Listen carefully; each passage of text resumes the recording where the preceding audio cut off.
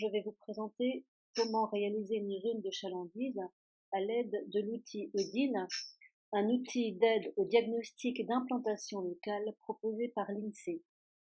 En tapant le mot Odile sur la barre de recherche, vous accédez au lien direct de cet outil.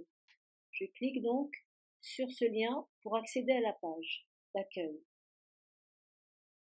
Donc voici la page d'accueil de cet outil. Pour créer une zone de chalandise, il suffira de suivre les étapes proposées. Donc d'une part, sélectionner les activités produites en fonction de votre entreprise.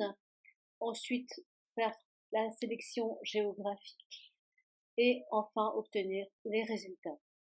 Je vais donc créer une sélection d'activités produits en partant du principe que je souhaite mettre en place une zone de chalandise pour un commerce de boutique de vêtements de détail pour femmes. Je vais donc choisir dans mes codes activités, donc ici il y a les codes 9. Je vais donc choisir le code 47 qui est le code 9 du commerce de détail. Par rapport à ce code 9, je vais affiner mon résultat en mettant autre commerce de détail en magasin spécialisé et je veux un commerce de détail d'habillement en magasin spécialisé. Je vais convertir en produit. Alors, je n'ai pas nécessairement toutes les gammes qui sont proposées, donc je vais sélectionner bien sûr le tissu habillement article qui est proposé pour les produits, les vêtements et autres accessoires, mais je vais rester uniquement sur les vêtements pour femmes et je valide mes sélections. Là, je vérifie commerce de détail d'habillement magasin spécialisé et vêtements pour femmes. Cette étape est importante par la suite pour une analyse des indices de dépenses de la clientèle potentielle de votre zone. Je valide les sélections. J'arrive immédiatement ici du photographie générale de la France et ici par défaut c'est un exemple de zone de chalandise qui va être créée. Autrement dit, une zone de chalandise classiquement s'établit en 3 parties. Une partie de proximité, ici par défaut en rouge c'est la commune d'implantation.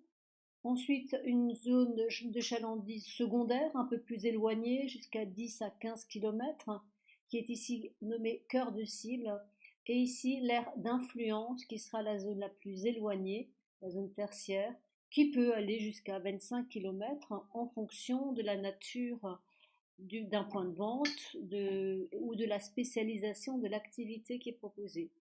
Je vais pour ma part aller dans le Bas-Rhin et créer une zone de chalandise d'espace géographique. Alors, Strasbourg sera ma zone d'implantation. Ici d'office, la commune d'implantation s'est établie naturellement.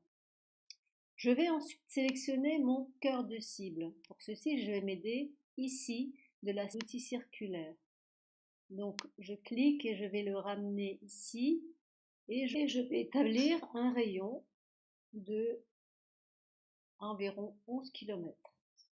Je peux également sélectionner en appuyant sur majuscule des zones que je souhaite étendre ou des zones que je souhaite supprimer. De la même façon, je vais construire ma 3e zone. Celle-ci aura une couleur verte. Je reprends ma sélection circulaire et je vais étendre ma zone sur un rayon de 20 km. Je peux encore également supprimer peut-être certaines zones qui me semblent éloignées. Autre outil intéressant, c'est la zone. Cet outil met en évidence des grands axes routiers. Donc je vais peut-être plutôt prolonger ici certaines communes le long des axes, puisque mon point de vente à ce moment-là est plus facilement accessible également. Voilà. Voilà, et désélectionner aussi peut-être des communes qui sont justement plus intérieures. C'est un choix. Je viens de créer ici l'espace géographique de mon point de vente. Je valide ici ma sélection. Je vais ensuite sur Résultats. Odile me propose une page de résultats en prenant en compte Strasbourg, mon commerce de détail et ici tout ce qu'il va m'apporter comme information. Par exemple ici, la population, les profils et les caractéristiques de la population, 2015, en précisant toujours la commune d'implantation, le cœur de cible sur le total de la zone et l'aire d'influence. Là, ici, c'est par catégorie d'âge, donc ce graphique seront très intéressants à exploiter après sous Excel. Très intéressant aussi les dépenses selon les catégories professionnelles, par exemple vêtements pour femmes, de beaux histogrammes en perspective à mettre en place. Les dépenses selon l'âge, les dépenses selon le type de ménage.